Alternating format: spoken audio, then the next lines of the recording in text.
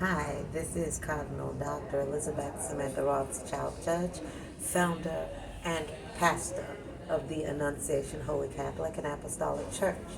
Today, we'll be going into the scriptures from the book of James, chapter 3. I'm going to read verses 13 to 18. And it reads, "Who is wise and understanding among you?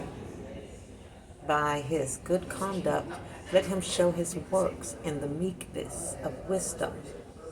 But if you have bitter jealousy and selfish ambition in your hearts, do not boast and be false to the truth.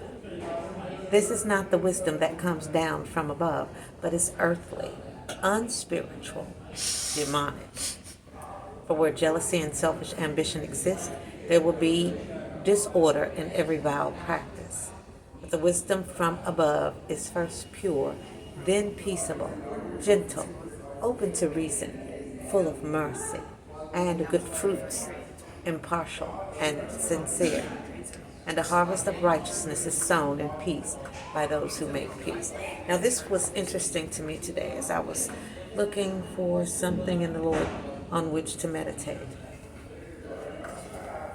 What comes to mind is, there was a situation where I was speaking to someone who had, say, rights of premise or authority of duties, whereby I was not an employee of a particular place, even though I have my degrees and outrank them.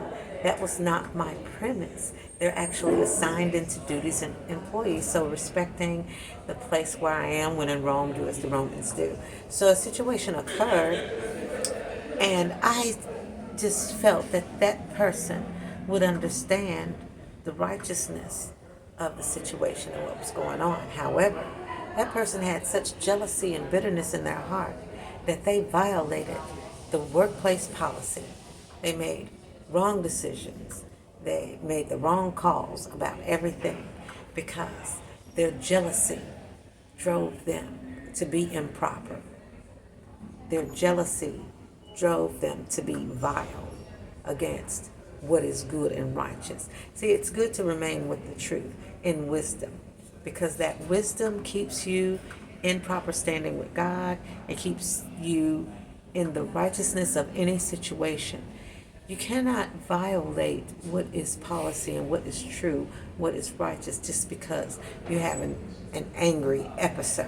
So here it says, if you have bitter jealousy and selfish ambition in your heart, do not boast and be false to the truth. So that does lead to idol worshiping.